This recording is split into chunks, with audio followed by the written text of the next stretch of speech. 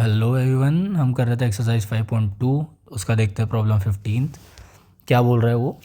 For what value of n, मतलब n की किस वैल्यू के लिए the nth term of two APs, दो एपी दे रखे उन्होंने। दिस इज से AP1 63 65 67, दिस इज AP1।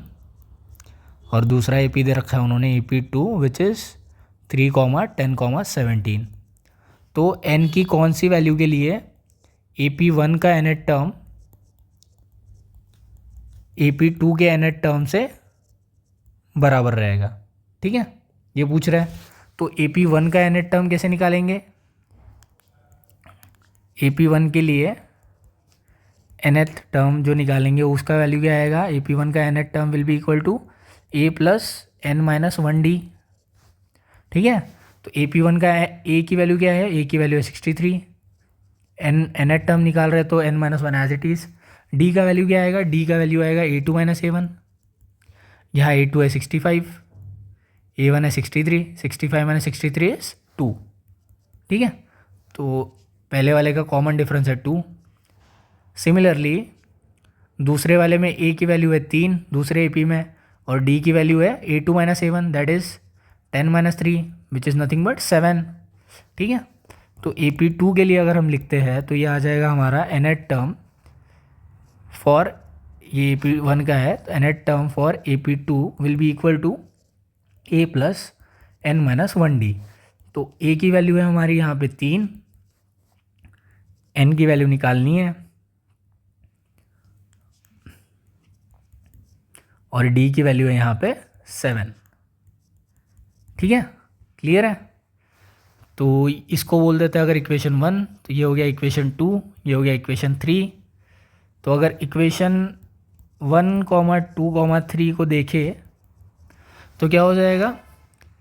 ये है AP1 की वैल्यू, ये है AP2 की वैल्यू। तो कौन से n के लिए ये दोनों बराबर होंगी, तो इनको यहाँ, इसको यहाँ पे रख देंगे, तो क्या आ जाएगा? AP1 that is 63 plus n-1 times 2 is equal to 3 plus n-1 times 7। ठीक है, तो ये क्या हो जाएगा? 3 इधर आ जाएगा, दैट इज 63 माइनस 3। ये इधर चले जाएगा तो 7 times n-1 minus 2 times n-1।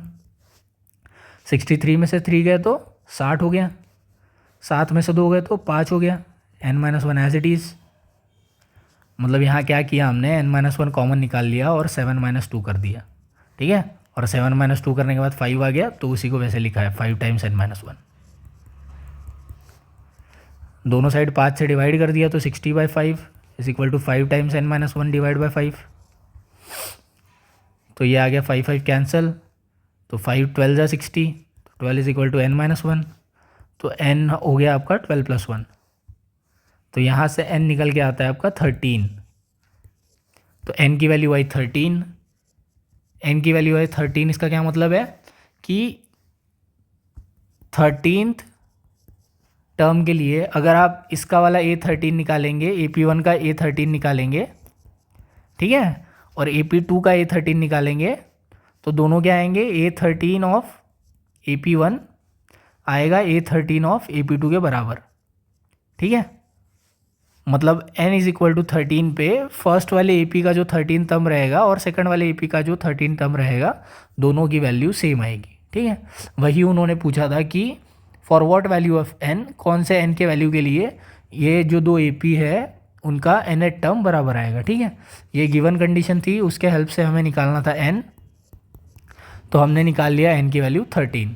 I hope it is clear to you. Thanks for watching.